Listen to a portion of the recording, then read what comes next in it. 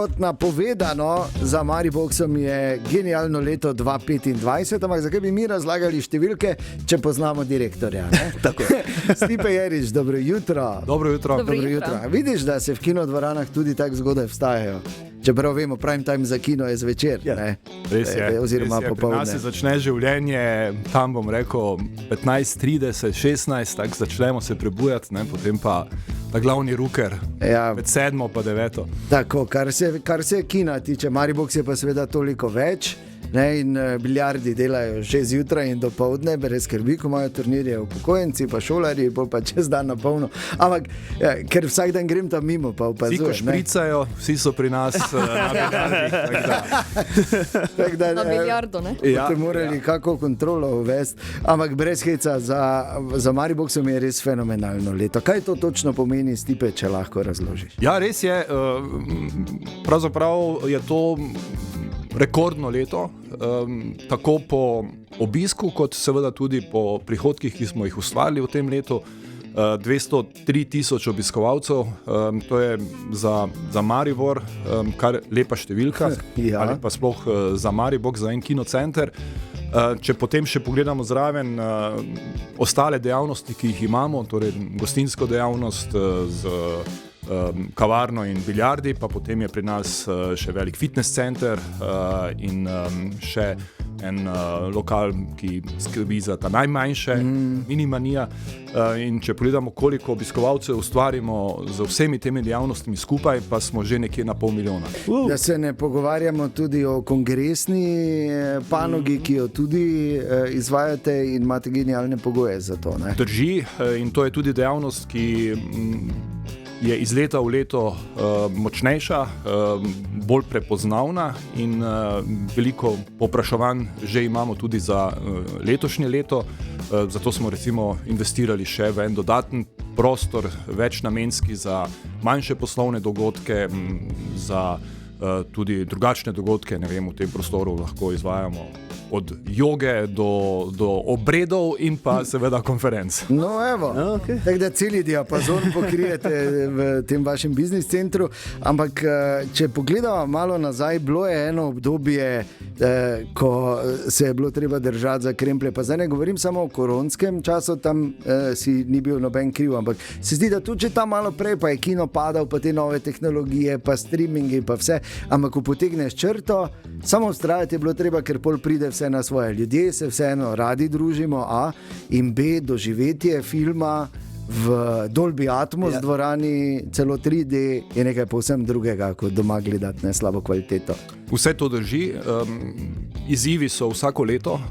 Pustimo zdaj tiste izzive iz tistega res čudnega obdobja, koronskega.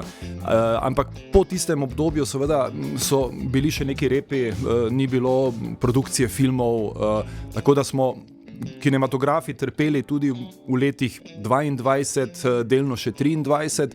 Čeprav leto 2023 je že bilo kar dobro leto, 24 pa potem spet padec. Aha. Ampak ta nihanja so povezana tudi s ponudbo filmov. Aha, ja, seveda. In leto 25 je pravzaprav na globalnem kinotrgu in tudi v Sloveniji, vsaj zaenkrat so takšne napovedi, tudi slabše leto.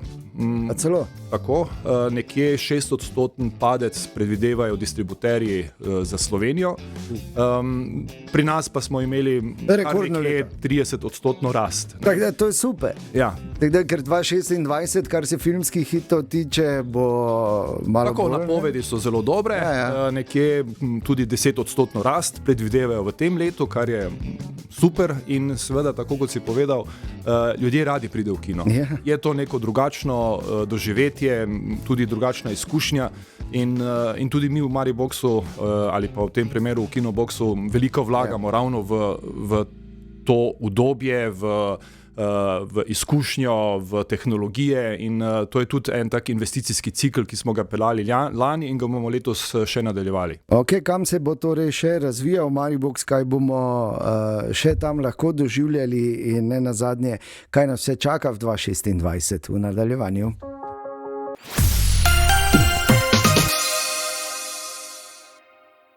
Direktor Mariboxa Stipe Jerič je naš gost danes zjutraj. Stipe, še enkrat dobro jutro.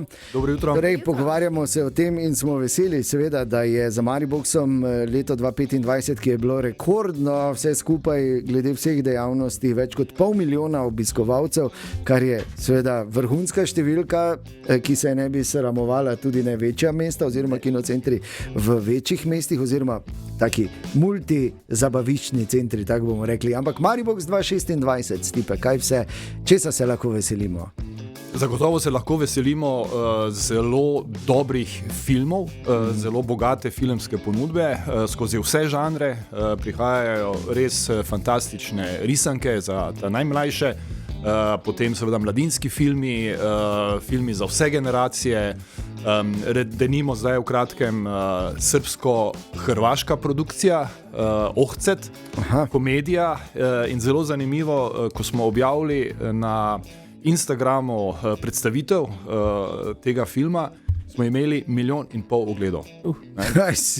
Neverjetno, tako da so nas klicali še filmska ekipa, kaj ste naredili, kaj se je zgodilo, da je bilo toliko ogledov, tudi sami ne vemo, ampak je to nekaj, kar seveda pritegne in se veselimo tega leta in vseh dogodkov, ki sledijo. Jaz osebno se veselim recimo zdaj najprej torej biografskega filma o Michaelu Jacksonu, Michael, ki pride, pa iskreno Odiseja se najbolj veselim.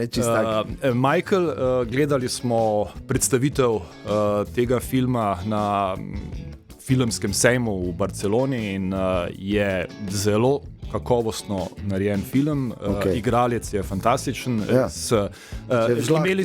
Imeli smo že nekaj takšnih filmov, biografskih, o glasbenikih, če se spomnite. Sploh ta o Springsteenu mi je bil res, Ja, in tako tudi od Michaela veliko pričakujemo.